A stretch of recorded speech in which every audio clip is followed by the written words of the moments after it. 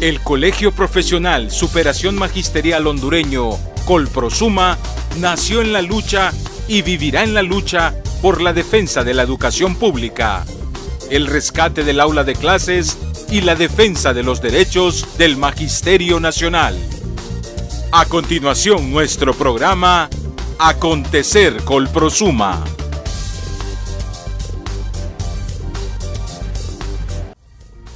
Muy buenas noches, compañero docente, compañera docente, sean bienvenidos a su programa Acontecer Colprosuma.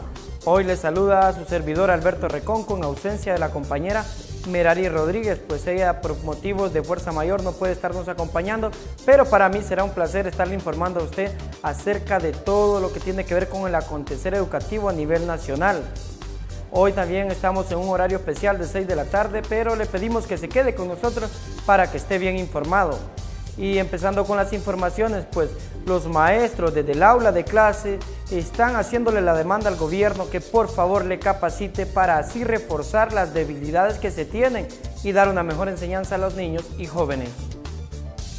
La capacitación docente es una necesidad latente en el sistema educativo de nuestro país, ya que el maestro, por más esfuerzos que haga para mantenerse actualizado, necesita del apoyo de la Secretaría de Educación para reforzar las áreas del conocimiento que deben ser fortalecidas. Es nuestro deber como docentes estar actualizados en los diferentes aspectos que conlleva nuestro quehacer educativo.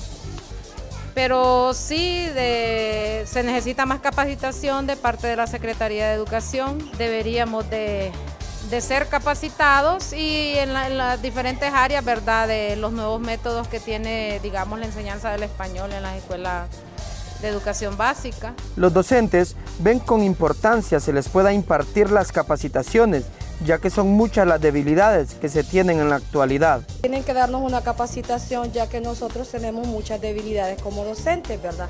Para que nosotros podamos realizar nuestras metas con nuestros niños, debe de haber una capacitación.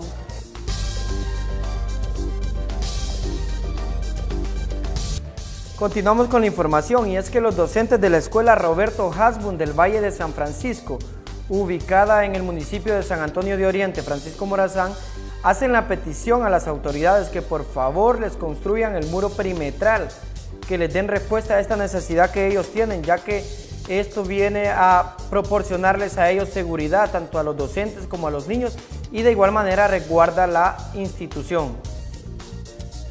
Los docentes de la escuela Roberto Hasbun de la comunidad del Valle de San Francisco, en el municipio de San Antonio de Oriente, Francisco Morazán, piden que por favor se les construya el muro perimetral para poder proteger la institución y poder dar seguridad a los pequeños que se exponen al peligro. Nosotros como centro educativo, nuestra mayor preocupación es el muro perimetral, porque estamos a la intemperie de todo el mundo, nuestros niños no tienen seguridad, nosotros no estamos seguros. Aquí puede entrar cualquier persona en horario de clase, nuestros niños se distraen con cualquier cosa, entonces sí necesitamos como urgente un muro perimetral, tanto para la seguridad de los niños como del centro educativo también, porque al no haber un muro perimetral, aquí no estamos seguros ni en las aulas de clase, no podemos dejar nada en las aulas porque igual todo se puede perder. Fíjense que no tenemos, de servicio civil no tenemos vigilante, tenemos solamente una señora que nos hace el aseo en el personal de aseo, y ahí sí va por cuenta de los padres de familia, pero ya cargarlos más con un personal de vigilante pues sí sería bastante difícil porque se les hace un poco complicado pagar un servicio de aseadora, entonces ya con el vigilante sería un poco más costoso para ellos.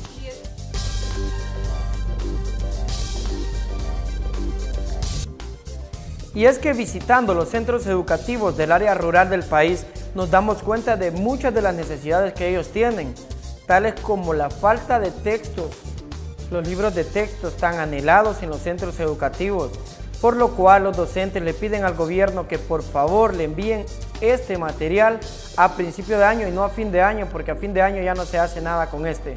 Veamos a continuación. La falta de libros de textos es una limitante que impide que el estudiante pueda aprender y a su vez dificulta el proceso de enseñanza a los docentes. En principal en nuestro centro educativo necesitamos los textos.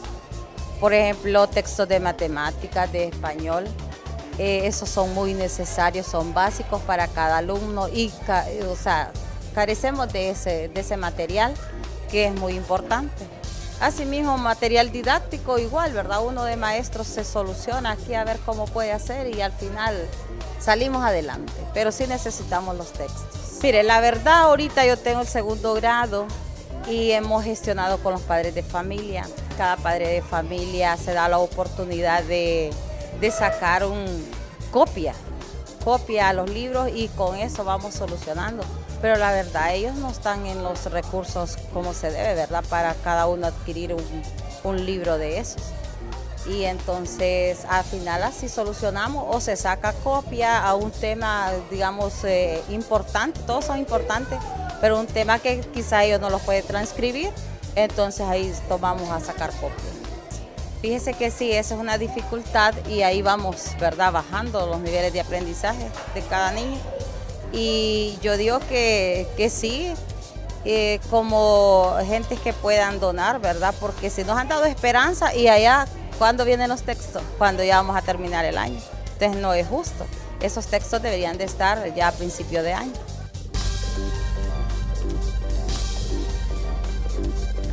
Y a todas estas necesidades también le sumamos lo que es el atraso al pago del salario del docente.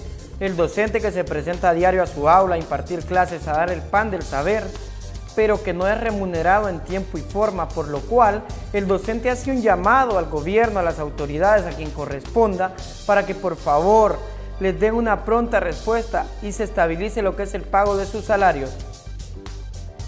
El atraso en el pago de salarios de los docentes es el cuento de nunca acabar, aun y cuando estos cumplen con su labor, permaneciendo más de 200 días en el aula de clases, desempeñando una labor loable, formando a los hijos del pueblo hondureño, por lo cual hacen el llamado para que sus pagos sean en tiempo y forma. Que nos cumplan, porque nosotros estamos cumpliendo los 200 días de clase, estamos puntuales en el aula y no nos cumplen con nuestro pago. El gobierno lo que hace es pagarnos el sueldo a los maestros, pero no nos da nada. Material es comprado por el dinero que nosotros nos pagamos. Del bolsillo del maestro sale para poder decorar las aulas de clases y suplir necesidades a los pequeños que son de bajos recursos. Llamado para que se pueda pagar puntualmente a nosotros los docentes, porque ustedes pueden observar, ¿verdad? Nuestra labor está al día. Y igual como nuestra labor está al día, nosotros también necesitamos estar al día con nuestros gastos en nuestros hogares, ¿verdad? Y con nuestra familia. Usted puede ver, mire, dentro de nuestra aula nosotros tenemos que estar pendientes de decorar nuestras aulas. Y si no tenemos dinero, ¿cómo vamos a llenar nuestros espacios de aprendizaje para los niños? E incluso vamos a tener niños que no traen lápices ni cuadernos y el maestro tiene que ver cómo provee eso para ellos, ¿verdad? Nos causa problemas en el aprendizaje de los niños, ¿verdad? E incluso hay niños que no pueden escribir el tema, no tienen dónde escribir, entonces es problema para que los niños puedan adquirir sus conocimientos. Gobierno, páguenos, trabajamos y necesitamos que nos paguen puntualmente.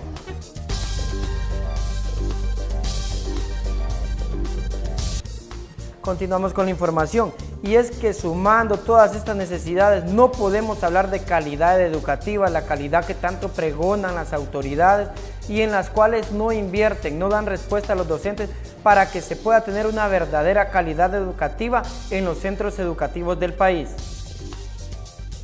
Es difícil hablar de calidad educativa cuando no se tienen cubiertas las necesidades pedagógicas que requieren los centros de enseñanza para crear un ambiente agradable para los niños y los jóvenes. En cuanto a calidad educativa se refiere, es un poco difícil poder decir que nosotros tenemos una gran calidad educativa, especialmente por las condiciones en que se encuentra nuestro centro actualmente. Como pueden ver ustedes, las aulas están un poco deterioradas, no contamos con mobiliario adecuado para los niños, entonces todo eso nos dificulta bastante. Sin embargo, los docentes aún así están haciendo el mayor empeño y realizan todo lo que está entre sus manos para poder dar la mejor calidad educativa que se pueda de acuerdo al contexto en el que nos encontramos. No contamos, ¿verdad?, con todo lo que es la logística, con lo que son, ¿verdad?, los materiales didácticos, libros, todo eso pues, nos hace falta para mejorar, ¿verdad?, el nivel de aprendizaje de los niños y hacer de que necesitamos más apoyo, ¿verdad?, del gobierno en lo que es, ¿verdad?, libros, guías, material didáctico. La poca calidad educativa que se tiene en los centros de enseñanza es gracias al esfuerzo del maestro y al muy importante apoyo que brinda el padre de familia ante la ausencia de las autoridades. Pues honestamente la calidad educativa se ve reflejada en el trabajo del docente, en la respuesta del padre de familia y en los resultados que los niños arrojan año a año. Pues obviamente hay tantos factores de los cuales pudiésemos hablar, ¿verdad? Del apoyo de los padres de familia, el apoyo de las instituciones gubernamentales y pues el mismo compromiso que hay en cada uno de nosotros. Claro, eso es fundamental. Nosotros aquí necesitamos del apoyo de los padres de familia. Ellos nos colaboran bastante. Tenemos una asociación de padres de familia que ahorita ya es el segundo año consecutivo que algunos de sus miembros siguen funcionando y realmente ellos se puede ver el trabajo que realizan. Mejorar la calidad educativa es una necesidad fundamental, ya que un profesional con buena formación tiene ventajas en el mundo competitivo en el que vivimos.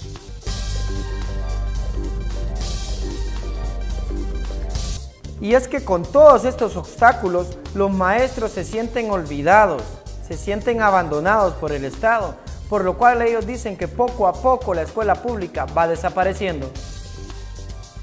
El Centro de Educación Básica Lempira de la comunidad de Lizapa en el municipio de Maraita, Francisco Morazán, se encuentra en total olvido por las autoridades educativas. Las necesidades son múltiples y de gran magnitud para este centro de enseñanza que sirve también de colegio en una jornada nocturna. Tenemos, como todos los centros educativos del país, creo, muchísimas necesidades, pero hay prioridades.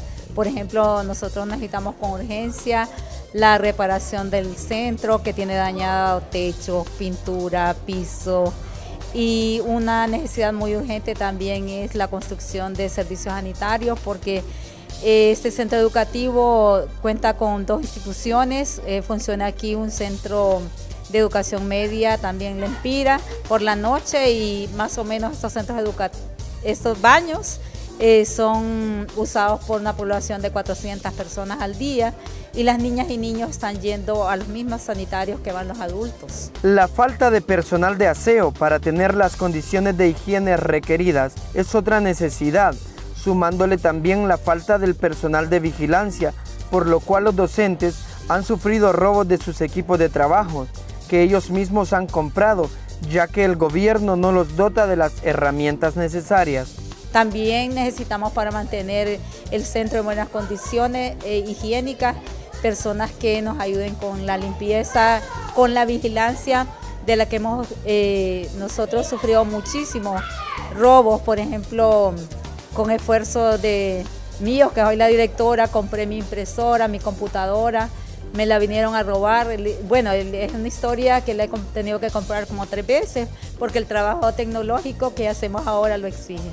Docentes son del criterio que el gobierno ha olvidado su responsabilidad con la educación. Por tal razón, la escuela pública está desapareciendo y si aún subsiste es gracias al docente y al apoyo del padre de familia. Nuestro gobierno como que se ha alejado de la realidad y su responsabilidad, ¿verdad? Y nos ha hecho que decirle a la gente ya no hay matrícula gratis, ya no hay escuela gratis, la escuela pública está desapareciendo, ¿verdad? Porque el gobierno pues solo se encarga principalmente del pago de los docentes, pero realmente según nuestra constitución el gobierno en sí deja mucho que desear, ¿verdad? Somos escuelas públicas, trabajamos con campesinos, con obreros, con hombres de tierra adentro, lo cual pues como docentes que lo formamos con ese principio de que la escuela pública para el hijo del obrero, pues se nos hace penoso hoy en día estarle pidiendo a los padres de familia, pero en poca medida lo hacemos porque que decirle, tenemos que dar una respuesta educativa porque tenemos esa formación y creemos aún que la educación es el único medio de salir del subdesarrollo, ¿verdad? Y lo cual pues hacemos por medio de este programa del Comprosumo un llamado al gobierno central que se acuerde de la escuela, de la institución para que darle respuesta a estos niños y niñas.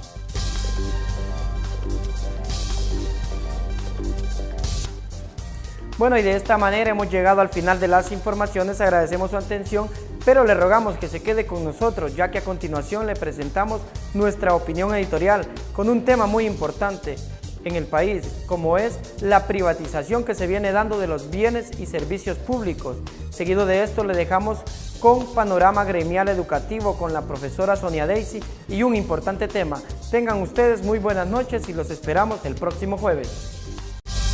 Opinión editorial en Acontecer Colprosuma. La privatización de los servicios públicos. El gobierno electo bajo un proceso democrático es la determinación y la configuración de la República, por lo menos así parece en Honduras. Cada 4 años en nuestro país se produce un ejercicio de democracia. En ese ejercicio de democracia, que se llaman procesos electorales, en los últimos años el común denominador es el fraude. Bajo este esquema de elecciones se escogen los mejores ciudadanos para que en el futuro hagan prevalecer el Estado de Derecho, hagan brillar la democracia y administren los bienes del Estado. Se supone que los ciudadanos hondureños, al ejercer el sufragio para escoger alcaldes, regidores, diputados y el presidente de la República, están escogiendo y eligiendo a los mejores, y al elegirlos, lo hicieron porque están seguros que tienen todas las competencias para administrar el Estado.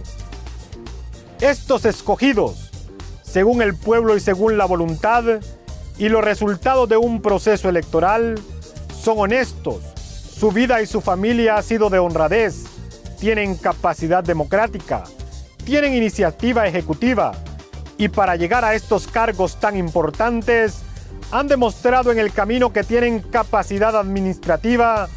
Desde luego nos imaginamos que con tantas virtudes van a ser capaces de administrar el Estado y garantizar el bienestar de la sociedad. Irónicamente, estos ciudadanos escogidos por el pueblo o escogidos por quien sea, al final terminan actuando en contra del pueblo.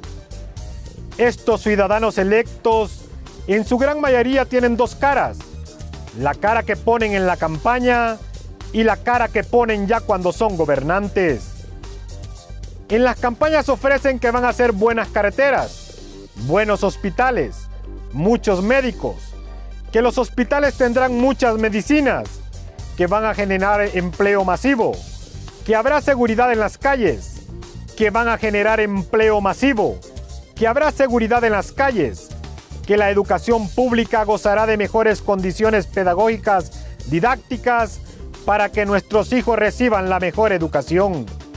Pero en sus falsas campañas nunca dicen que estos servicios públicos, que son obligación del gobierno y el Estado, van a ser privatizados. Ya se privatizaron los aeropuertos, las carreteras, las playas, los puertos.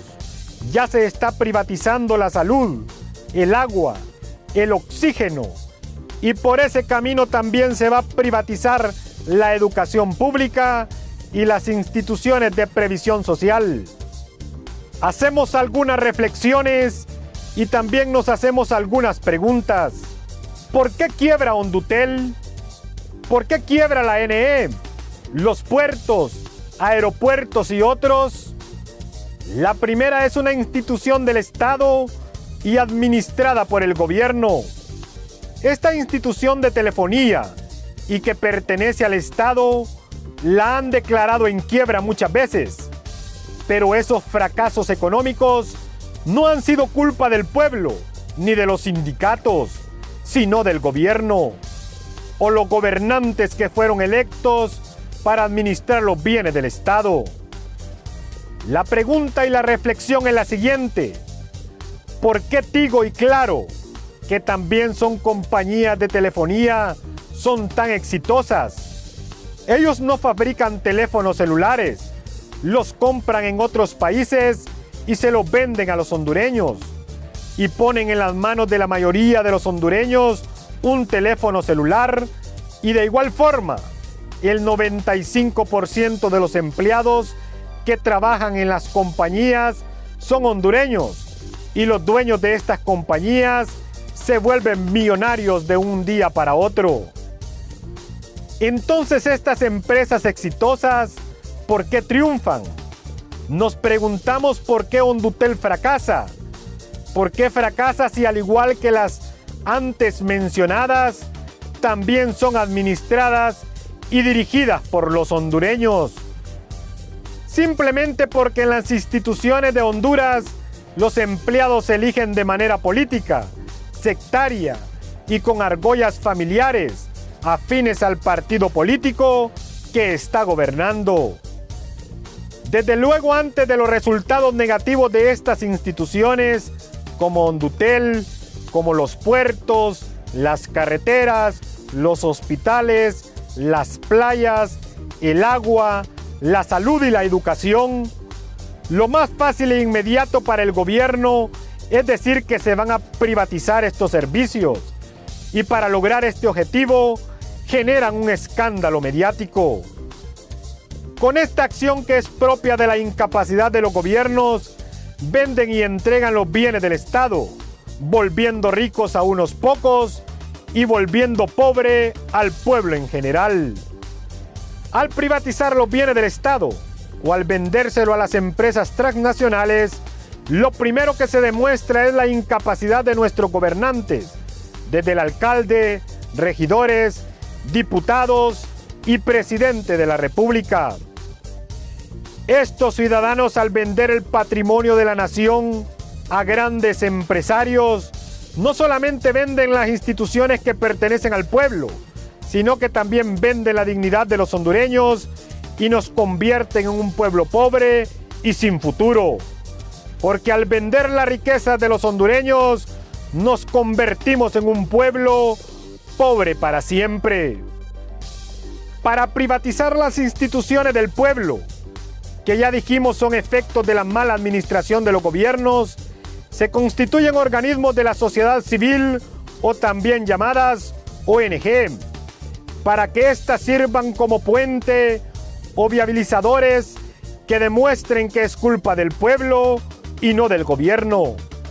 Lo de la quiebra de las instituciones y ellos actuando como una tercería lúcida y genial, facilitan y proponen la privatización de los servicios públicos del Estado. Lo más grave de este problema es que el pueblo cree en estas maniobras y termina creyendo en el discurso de que los hondureños somos incapaces y que de la quiebra y el fracaso de las instituciones los responsables somos nosotros mismos, y que cada vez que alguien denuncia que el gobierno y la empresa privada nos quiebran, y que cada vez que alguien denuncia que el gobierno y la empresa privada nos quieren quitar nuestras instituciones, inmediatamente la mayoría de los medios y hasta los mismos beneficiados le echan la culpa al mismo pueblo. No podemos permitir que el gobierno venda todo el patrimonio del Estado, que el gobierno privatice los servicios públicos de nuestra nación a compañías extranjeras. Si todas estas instituciones que hemos mencionado fueran un mal negocio, nadie las compraría, porque nadie compra algo que no sirve. Ni mucho menos los millonarios, nacionales y extranjeros, que actúan sobre la fuerza del mercado. Estos solo invierten en negocios que los van a volver más millonarios, en este caso obligando a los hondureños a pagar por el uso de las carreteras, por el uso de los aeropuertos, por el uso de los ríos, por el uso de las playas, hospitales y ahora de manera acelerada también los padres de familia tendrán que pagar por la educación de sus hijos, porque la tendencia en la educación indica que va a ser privatizada. La pregunta final que nos hacemos es: ¿para qué elegimos gobiernos o gobernantes? ¿Por qué pagamos tantos impuestos?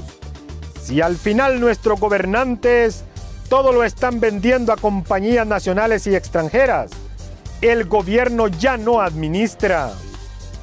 La educación y la salud es obligación del Estado. El gobierno debe brindarla gratis.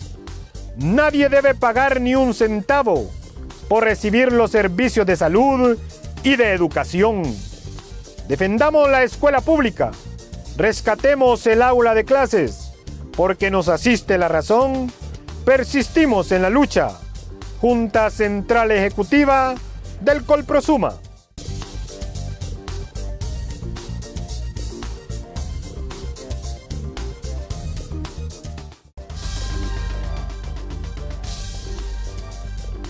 Panorama gremial educativo en Acontecer Colprosuma. Muy buenas noches, compañeras y compañeras. Un placer estar nuevamente con ustedes en su programa Acontecer Colprosuma y en su segmento Panorama Gremial Educativo. Y para esta noche tenemos como invitado especial al doctor Omar García, un analista muy importante en nuestro país. Y el tema que tenemos para esta noche, doctor, bienvenido y gracias por estar con nosotros. Muchas gracias, buenas noches. Y el tema que tenemos para esta noche es la privatización de los servicios públicos del Estado. Sabemos que el gobierno es el administrador del Estado. Al elegir un gobierno, este debe de administrar de la mejor forma los bienes del mismo. En este sentido, el gobierno de Honduras ha demostrado incapacidad de administrar los servicios públicos, aun y cuando estos son altamente rentables. Sin embargo, se han privatizado las carreteras con los peajes, los hospitales, la electricidad con la EEH, y los ha ido poniendo en manos de la empresa privada. Y el gobierno se está quedando sola con la percepción de los impuestos que esto genera. Lo que el Estado es incapaz de administrar para las empresas privadas son grandes negocios. Por eso la definición de la privatización se dice que es el fortalecimiento del sector privado en detrimento del sector público. En este sentido, doctor, ¿en qué consiste que los funcionarios del Estado demuestran incapacidad tanta o tal en poder administrar los bienes del Estado? Bueno, tenemos que ver varias cosas. Creo que el sistema educativo actual que tiene Honduras le hace falta para entrar al siglo XXI. Seguimos teniendo educación del siglo XX, donde se siguen preparando a las personas con maestros nacidos en el siglo XX para preparar alumnos con necesidades y retos del siglo XXI, pero que están con medios educativos que son del siglo XVIII o siglo XIX. Tenemos que estar bien claros con respecto a eso. Entonces, no es raro que tengamos un comportamiento no asertivo de parte de personas que llegan a ser funcionarios públicos. Para empezar, los funcionarios públicos nunca pasan por las aulas en cuestiones de que se les enseña a ser administradores públicos, ¿verdad? Es raro el que tiene una licenciatura en administración pública, por ejemplo. Usted mira a los diputados y los diputados no entienden acerca de que son leyes que ayudarán como base para poder establecer lo que se llama políticas públicas de Estado, porque estas trascienden más allá de los periodos que estamos acostumbrados presidencial. Entonces lo que vemos es un actuar de diputados en ese sentido. Vemos también alcaldes que no tienen más esfuerzos que los que están en el aquí y ahora y no están viendo hacia dónde les va a afectar precisamente el hecho de que el Estado empiece a renunciar acerca de aspectos que debería estar sosteniendo. Y por supuesto los presidentes que hemos tenido en el país no han ayudado en gran cosa. Fíjense que contrario a lo que uno piensa, por ejemplo, Cuba es uno de los países más abiertos con respecto a inversión privada en los últimos años y eso es algo que debemos de estar conscientes. Lo que pasa es que Honduras, para poder abrirse a la privatización, debe de estar consciente de que deberíamos quedarnos con cosas específicas. Hay cosas que no se deberían de privatizar, por ejemplo, la administración de pensiones, la cuestión de la educación, la salud, la parte que tiene que ver con el manejo del agua, ese tipo de cosas, no deberían de privatizarse en extremos. Siempre debería de haber una vigilancia de parte del Estado, el manejo de los recursos forestales, en fin. Ese tipo de elementos son los que necesitamos que las personas que están siempre en esa gesta de política para poder llegar a ser alcaldes, diputados o presidentes, pues se les haga entender. Yo siento de que la educación nuestra debería de incorporar 4 o 5 materias más desde lo que es cuarto grado hasta noveno. Por ejemplo, emprendedurismo, cooperativismo, geopolítica, lo que llamamos como democracia y manejo del medio ambiente. Con eso usted empieza con ese elemento porque ya algunos ya están enseñando tecnología, ¿no? Entonces, EduTech se llama eso, de la educación tecnológica, pero necesitamos poder entrarle a preparar al hondureño del siglo XXI. ¿Por qué vemos caravanas? ¿Por qué vemos gente? Yo con mucha tristeza a mis oídos ha llegado que en las caravanas se ha ido hasta maestros con plaza. Y eso es bien triste, pues se imagina usted cuánto cuesta al Estado de Honduras formar una persona que termina 9º grado. Dije que está costando aproximadamente $20,000. Y ya no digamos un maestro. ¿Cuánto invirtió el país en formarlo y se nos va? Y no es extraño entonces que México ahorita les esté dando la visa y que va a invertir México ahí. Con respecto a estas personas que ya saben leer y escribir, manejan computadoras, saben dar órdenes, saben recibir órdenes, manejan costumbres sanitarias, manejan cuestiones de salud, ya manejan el trato con las personas. ¿Qué va a invertir ahí? Nada. Entonces, esta caravana está haciendo un beneficio para México y nosotros nos estamos descapitalizando. ¿Y quién es el culpable acerca de eso? Bueno, personas que están en alta autoridad que no entienden de lo que es la República. No entienden lo que es el Estado. Para ellos solo el corto plazo y ver cómo le ayuda a su familia o cómo ellos hacen este tipo de cosas. Es problemático esto que usted está haciendo y es bien importante. Hay ciertas cosas que se pueden privatizar, pero hay otras que no se deberían de privatizar. Y nosotros podemos verlo ahorita, en este caso lo que usted llama de los peajes. Es ilógico pensar que se ponga un peaje donde no se invirtió. Eso es un robo. Usted hace eso en Estados Unidos y va preso. Usted hace eso en Chile y le caen los carabineros. Le estoy poniendo dos extremos, norte y sur. Solo aquí en Honduras es que se hace eso. Eso es ilógico, eso no tiene correspondencia en absoluto. ¿Por qué? Porque esta gente no invirtió absolutamente nada en dejarnos eso. Eso fue una carretera que fue hecha por la cuenta del milenio, cuando Honduras calificaba. Por eso no hemos vuelto a calificar. Para empezar, ya que usted mencionó algo, si empezamos a ver los servicios educativos necesitamos entonces maestros que estén formados para siglo XXI cada vez más. Necesitamos entrarle a esto lo más antes posible. Entonces, si hay algo que tiene el ser humano es que tiene una capacidad de versatilidad de cambiar lo que son conocimientos. Y yo sé que no importa los años que tiene este maestro, si uno lo agarra y empieza a agarrar conocimientos, él los va a poder transmitir. Necesitamos entonces actividades pedagógicas y también andragógicas, porque ese es el otro elemento, ¿verdad? No solamente la pedagogía, sino la andragogía, que es la especialidad de educación para adultos. Entonces necesitamos acá empezar a hablar de un plan estratégico del sector educación, por ejemplo, 2018-2030, que debería de ponerse en práctica con los maestros, con los estados, con el Estado, con los padres de familia y los mismos muchachos. Porque aquí hay algo que he notado en estos años, solo aquí eso miro en Honduras, ¿no? Que el estudiante no tiene nada que ver en estos procesos. Claro que tiene que ver. Si uno empieza a observar el muchacho del millennials de ahora, es un muchacho que está hiperconectado, no le interesa un título de abogado, lo que quieren es ver salidas, formarse, estudian internet por online, si es gratuito mejor, entienden acerca de eso y bien ponen sus pequeños negocios. Ese es el siglo XXI, nos alcanzó y nosotros tenemos que ver cómo cambiamos y mejoramos la propuesta educativa en cada uno de los niveles que tenemos del sector de lo que se llamaba básico, prebásico y también media y todavía más arriba. Aún en las universidades noto yo que hay situaciones en las cuales deberíamos hasta estar mejorando. Es preocupante cuando una universidad está ofreciendo una propuesta de carreras que no son aplicables en la zona territorial, por ejemplo. Entonces, si yo tuviese en mis manos poder decidir sobre la educación universitaria y de colegio, por ejemplo, en las zonas del litoral atlántico y litoral pacífico, pues yo abriría carreras que vayan en función de eso, de explotar los recursos marinos, tanto en el Pacífico como en el Atlántico, explotar la producción agrícola que se puede dar precisamente en esos lugares planos, donde ya vienen los ríos y hacen determinadas cosas que pudiesen ayudar para que lo podamos aplicar. O qué sé yo, allá en Occidente, aplicar lo que en Occidente corresponde. Necesitamos entonces revisar cada una de estas cosas, porque si no entonces se comete el error, y esto tiene que ver el Estado, de decir, bueno, entonces lo que vamos a hacer es privatizar. No siempre la privatización es la solución al problema, todo lo contrario, es el problema a la solución.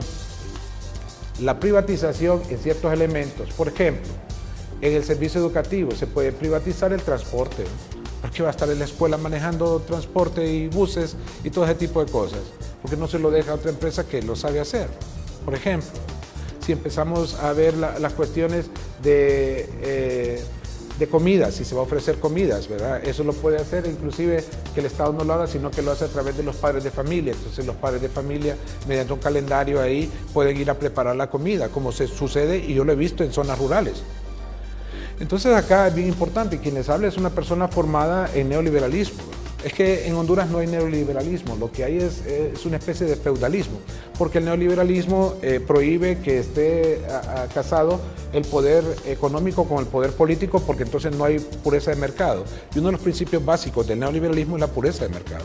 Entonces cada vez que tenemos a un diputado que es empresario, estamos en problemas porque él va a legislar a ver cómo logra sacar algo para mejorar él o ayudarle a un grupo que ya le está diciendo, mira, hay que aplicar esta ley. Entonces eso no funciona. Por eso en los países donde realmente la democracia es creíble y funcional, pues la parte de las privatizaciones se ve con buen ojo y el Estado no lo suelta tan así, ¿verdad? De tal forma que usted puede ver los mismos Estados Unidos. La educación privada no está a la altura de la educación pública, por ejemplo, ¿verdad? Los estándares de educación norteamericana pública son altísimos y es mejor todavía que una educación privada. Entonces, son aspectos en los cuales debemos de estar considerándolo. En el caso nuestro de Honduras, pues lamentablemente se ha entrado con un paradigma, que que el Estado es mal administrador. Mire, el Estado no es mal administrador, lo que son malos gobiernos administrando, que es diferente. Primero apartemos, porque una cosa es el Estado y otra cosa es el gobierno. El Estado está encima del gobierno y no al revés. El gobierno no puede estar encima del Estado, para empezar. Entonces nosotros necesitamos aprender, por eso le decía que necesitamos más educación en democracia y entender el Estado. Entonces necesitamos que las personas que quieran optar a cargos públicos deben de haber pasado por las aulas que tienen que ver con clases, por ejemplo, como políticas públicas, ¿verdad?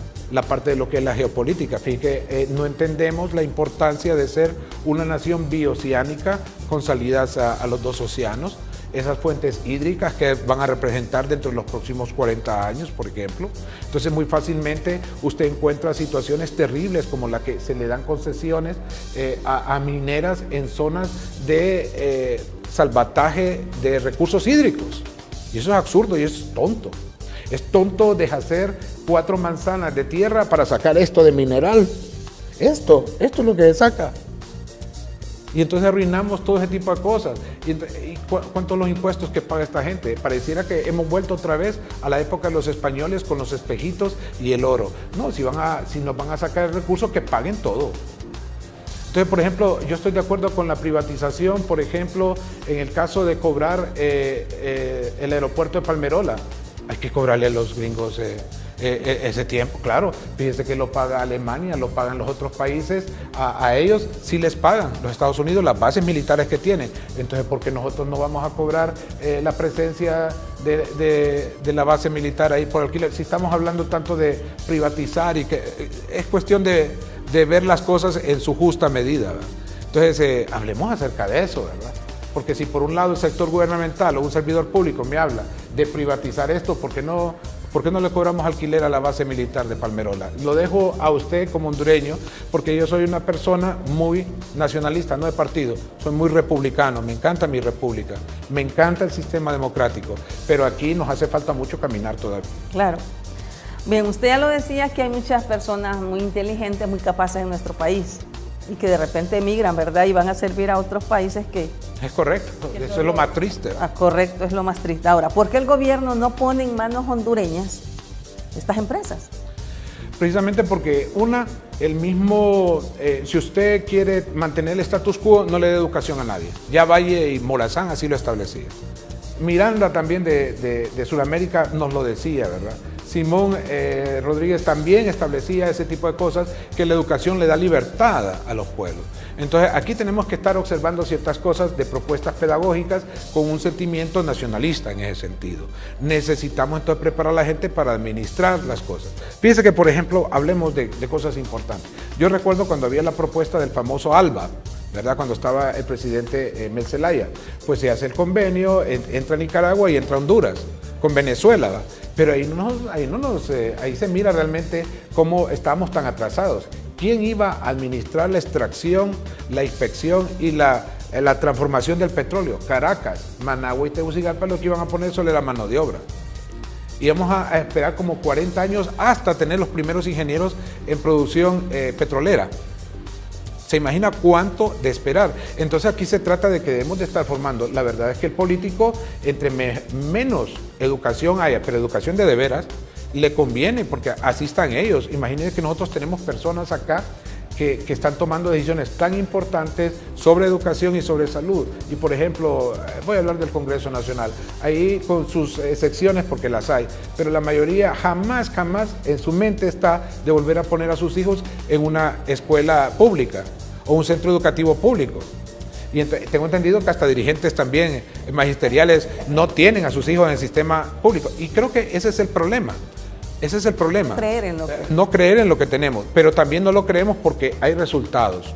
Y esos resultados son los que nos hacen ver y decir, no, realmente necesitamos buscar otras opciones. Y aquí necesitamos que las personas que están, volviendo al Congreso Nacional, que están decidiendo sobre educación pública, tengan sus hijos ahí. Imaginen que ellos toman decisiones tan trascendentales sobre el sector educación que no tienen a sus hijos en el sector público de educación. Toman decisiones tan trascendentales del sector salud y ni uno de ellos utiliza el hospital escuela ni el seguro social. Y entonces, ¿cómo van a entender el problema que están solventando? Y entonces para ellos es muy fácil de decir, pues hay que privatizar. Por ejemplo, es absurdo decir que el seguro hay que privatizarlo, el seguro social. Eso es absurdo. Es un absurdo eso. El seguro social lo que hay que hacer es darle más poder, más fuerza, ayudar más bien a que la gente pueda llegar ahí y ver cómo se puede mejorar esa forma, sistema de cuotas de parte de los trabajadores y cómo se recupera la cuestión del dinero. Mira, aquí hay una situación, ¿verdad? A mí que no me vengan a decir con los que se robaron del seguro social están en la cárcel. Eso no me sirve de nada. Yo lo que quiero es que les quiten todas esas propiedades que tenían, las vendan y las introduzcan otra vez al seguro social. Que devuelvan. Claro. De eso se trata, pues, no se trata de un show. Y mire, con todo respeto, yo creo que el país tomaría en serio lo del Seguro Social si la Cancillería de acá le pide al Estado, y lo digo con todo respeto, al Estado de Chile, que esa mujer que fue amante de este cerebro, ¿verdad? De este robo, devuelva esas mamas artificiales. Y venimos y nosotros, un acto simbólico, se las ponemos a mujeres que han logrado sobrevivir a lo que es el cáncer de mama. Fíjense que ellas pierden y entonces eso les pierde su autoestima. Fíjense que sería algo simbólico realmente que sí queremos poner las cosas como están. Pero si vivimos del escándalo, que mire esto, que lo llevan para acá, que lo llevan para allá, que le dan tantos años, eso no sirve de nada. Es que eso de plano tiene que hacerlo. Lo que hay que hacer es devolver ese dinero, convertirlo en esas propiedades a lo que es dinero para volver a empoderar el Seguro Social con más máquinas, ¿verdad? Con medicamentos. Solo hay creo que son casi 1.100 médicos, creo, ese es el dato que tengo, y estamos hablando de casi 700.000 personas afiliadas. Imagine usted, un médico por cada 700 personas. ¿Usted cree que va a poder dar el seguro? No, lo que necesitamos es eso. Pero acá volvemos otra vez. Fíjense que en ese afán de la privatización, usted me habla de los servicios, tengo algo que decir con el sector médico. Hemos caído en la trampa de ellos. Fíjense que el médico solamente está 6 horas en el sistema público y después sale volado para su clínica privada. Yo le digo algo, y aquí a todos, enseñemos en el aula que el médico está bien que trabaje sus 6 horas, pero necesitamos que el Estado abra 3 jornadas al día, porque no podemos tener 3 jornadas. Mira, no necesitamos construir más hospitales. Si ahí quedan ese montón de cubículos de médicos ahí solos en la tarde. Y entonces, ¿por qué la gente, hablando del seguro, por qué la gente tiene que madrugar para un servicio médico o tiene que faltar al trabajo? ¿Por qué no puedo al salir del trabajo, si no es tanto de emergencia, sino que es una cita, llegar y pagar un bus e irme o agarrar un taxi e irme al seguro y entrar a la jornada de 6 a 10 de la noche? ¿Por qué no puede haber eso? Eso está en los otros países. Mire, es que yo creo que aquí esta cuestión de privatización y de nacionalización, aquí tenemos que hablar mucho. Por ejemplo, a mí me habla el servicio de electricidad, obvio que eso debe ser más bien nacionalizado. Aquí la energía no es de juego. Aquí hay que ver que la energía debe de ser un recurso importantísimo, porque si no hay energía no se mueve la economía. no se mueven los demás, ni el Estado se mueve. Entonces no podemos dejar eso en manos de alguien que de repente ahí nos está cobrando o tomando decisiones terribles con una excesiva deuda que realmente al final no sirve para nada. Hay cosas que sí se deberían de privatizar, pero hay otras que no. Entonces no sigamos en eso. Y entonces, si privatizamos todo, ¿para qué va a servir el Estado? No sirve más para nada. Y aquí hay algo bien interesante. Necesitamos que la gente que esté trabajando en el Estado realmente sea la necesaria, porque esa es otra. Esa es una costumbre que hemos tenido. Entonces la población laboral estatal cada vez es mayor y menos resultados. Y se va todo el presupuesto solo en... Todo el presupuesto se genera una fuerza, pero es por lo mismo, ¿verdad? Si tenemos un sistema educativo que forma empleados y no empleadores o autoempleados, pues toda la gente se gradúa y ¿qué es lo que espera? Ya me gradué, dice. ¿Y qué está haciendo? Esperando una chamba. Esa chamba ahí nunca va a llegar, entonces se convierten en desempleados. Y con el impacto del crimen organizado y el manejo de criminalidad, porque lo que hacen es que buscan a personas que están desempleadas, ¿verdad? Y las jalan para sus propósitos oscuros y terribles, que al final terminan siendo en aquellas cosas de hospital, cementerio o huyendo como ciertas personas que se han ido en las caravanas. Entonces aquí lo que necesitamos son políticas públicas que estén bien claras referente a qué es lo que queremos, que establezca qué es lo que podemos privatizar y qué es lo que no estamos dispuestos a privatizar. Hay cosas que realmente no se deben de privatizar. Y hay otras que sí deberíamos de analizar cuáles y en beneficio de qué, del pueblo hondureño. Entonces, creo que la privatización o la nacionalización de lo que estamos teniendo en el país depende más de las necesidades mayoritariamente aflictivas que tiene el pueblo a las necesidades de un pequeño grupo, bien puede ser empresarial o gremial o significativamente pequeño, pero con poder económico. Al final esto es absurdo, nos estamos llenando de mucha pobreza. Y mire, llevamos 30 años en los cuales de esto que llamamos democracia y que tenemos que estar viéndolo como una situación en la cual lo único que ha hecho es crear más pobreza. En 1960, pues 6 de cada 10 hondureños eran pobres, hoy son 8. Entonces, ¿qué me quiere decir? Que estos 30 años no han servido de nada, salvo para salvarle la situación política a los políticos y a ciertos gremios que les han estado dando ciertos aumentos, pero que al final la gente que está excluida cada vez es más, los está esperando a la vuelta de la esquina con ya adultos, ya más fuertes, y a la gente que recibió todos estos beneficios ya está más anciana y más débil. Así es, correcto. Ahora, ¿en qué afecta, doctor, directamente a la sociedad que todos los bienes públicos se estén privatizando?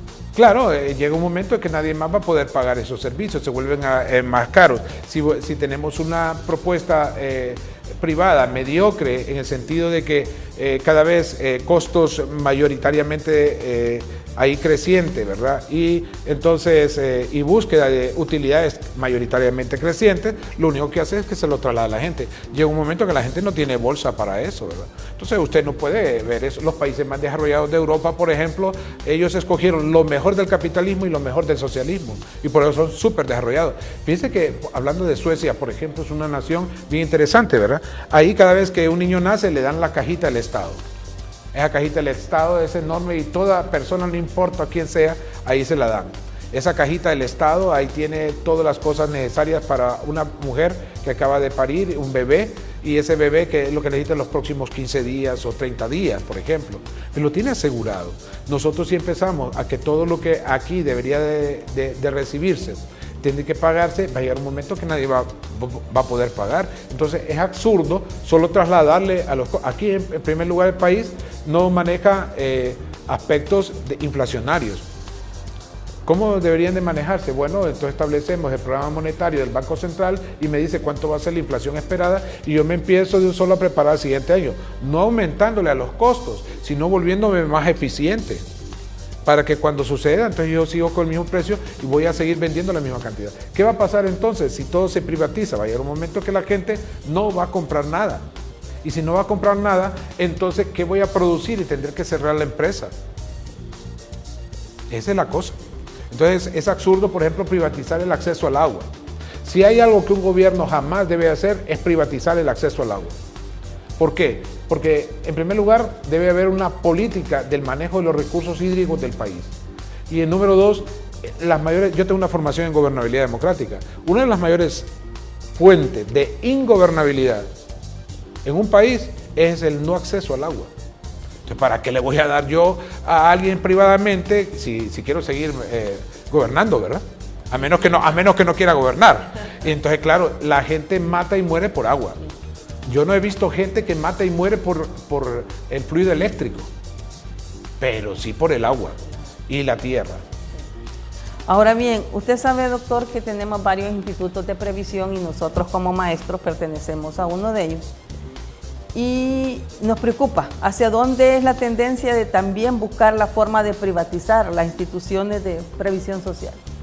Esa es una tendencia que nació hace aproximadamente 15 años. Fíjese, yo recuerdo que en la formación financiera que yo tenía ya veníamos hablando acerca de ello, pero a privatizar ciertos procesos de atención a la gente. A eso sí, pero nunca privatizar, porque ¿qué es lo que, si no nos puede pasar los aspectos en los cuales las personas están cotizando a una X institución y de repente de la noche a la mañana esa institución desaparece, quiebra y no está siendo vigilada por la Comisión Nacional de Banca? En el caso de Honduras sería así, ¿verdad? Entonces, aquí hay algo que no debemos de perder de vista.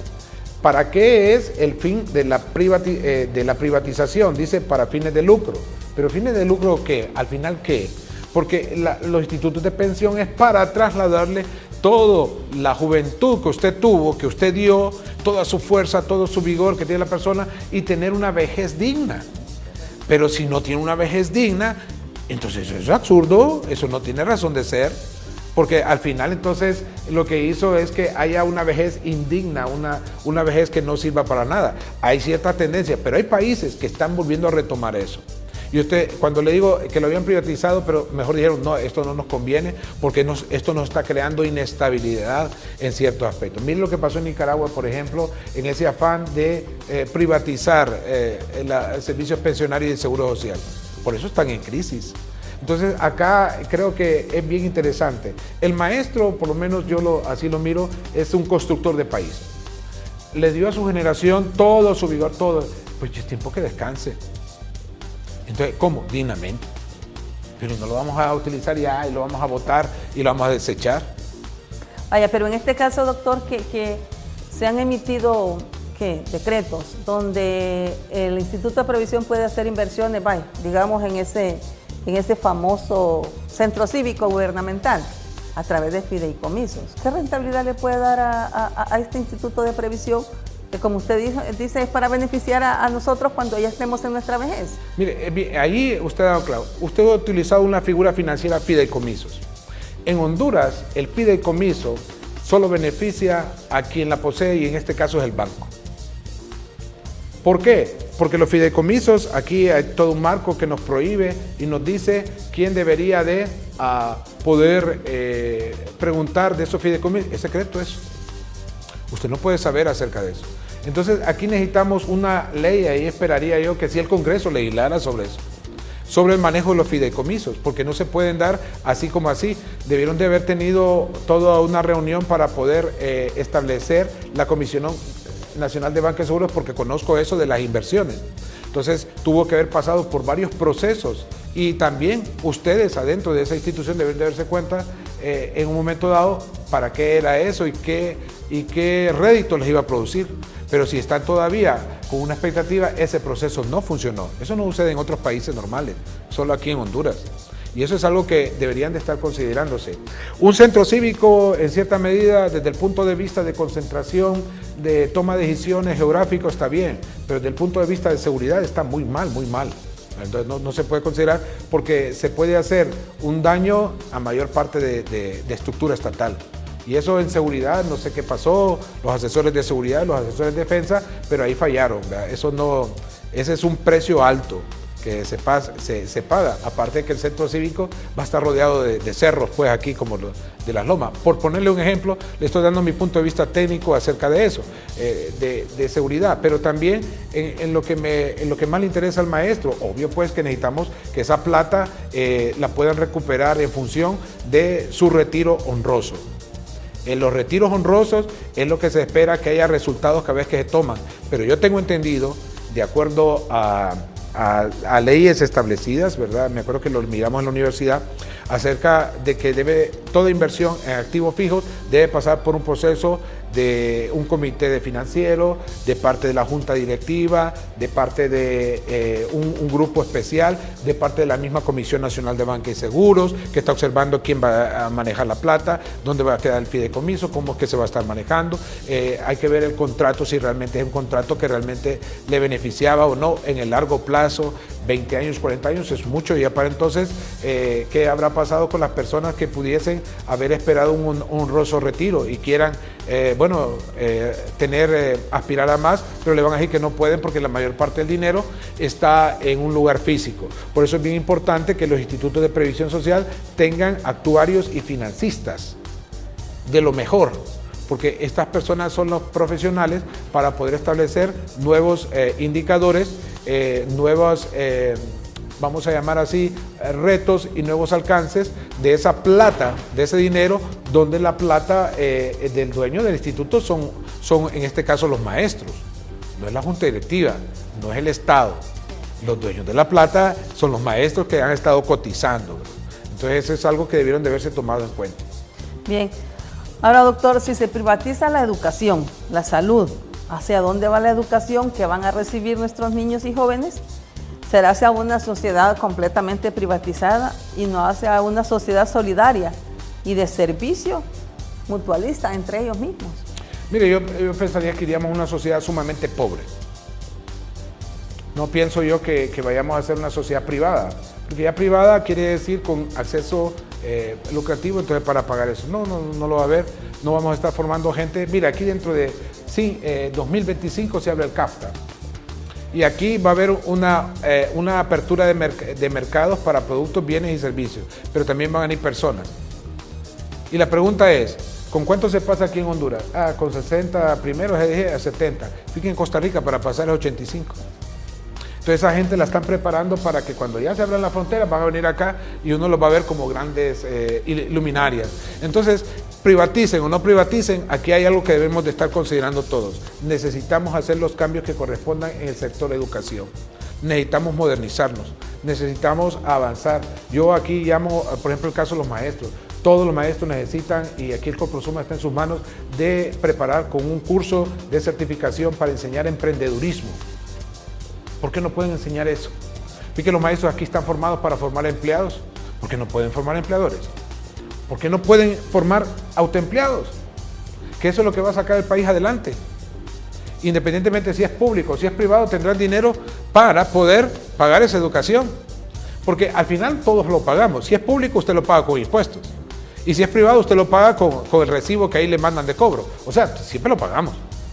Ahora, que necesitamos unas políticas públicas, económicas, que se llaman distributivas, que es en función de que al que más recibe, más hay que cobrarle, estoy de acuerdo con eso. Yo no estoy de acuerdo con eso de que hay que tratar iguales a desiguales. Eso no funciona. Entonces, sí, esperaría que miren todos los maestros, que se reúnan. Imagínense, dar clases y certificación en cooperativismo, en emprendedurismo, en geopolítica, y lo que es en democracia y en medio ambiente como tal, estaríamos preparando a nuestro país, a nuestros jóvenes, para cuando ya vengan todos esos cambios tan enormes, porque ahí vienen, no se pueden detener, y estaríamos brindando una educación que sí vale la pena en función de gastar horas de estar en un aula, de estar con maestros. Y acá llamo la atención a los maestros. Ustedes pueden recibir capacitaciones vía online con su celular. No deben de esperar cita de ir a un centro. En un celular pueden estar recibiendo capacitación. El muchacho de Millennials se está capacitando así. Por eso es que la distancia cada vez tecnológica es mayor, porque ellos están más expuestos. Y viera, no tiene idea de los cursos que sacan. Y esos cursos son los que valen ahora también para poder trabajar para otra persona o emprender cosas. Por eso digo, necesitamos dar el salto para el siglo XXI. No podemos seguir haciendo siglo XX. Mire, el siglo XX ya pasó, nunca lo vamos a rescatar, eso ya no está. Siglo XXI implica que ante nuevos cambios, y yo por eso termino con esto, no sé si ya estamos llegando, pero medítenlo en esto. Honduras es un país con retos y oportunidades del siglo XXI, cuya gente nació en su mayoría en el siglo XX, y que sus líderes no deberían de estar tomando decisiones cuando digo líderes de cualquier, magisteriales, políticos, sociales, todo lo que usted quiera, no deberían estar tomando decisiones como que están en el siglo XVIII, XIX. Es que no caben, pues. Sí, ya. Necesitamos Ya ir no más se adelante. encaja en eso. No, ya no se encaja. Sí, correcto. Bien, doctor, le agradecemos su Para mí ha sido un apoyo. honor. La verdad es que nos ha ayudado en este espacio y nos ha dejado muy bien informados. Para mí ha sido un placer, le agradezco. Un gusto, doctor. Gracias. Buenas noches, compañeros. Ha sido un placer Buenas estar con ustedes. Que Dios les bendiga. Hemos presentado su programa Acontecer Colprosuma. Será hasta el próximo jueves en una nueva emisión. Porque nos asiste la razón, persistimos en la lucha.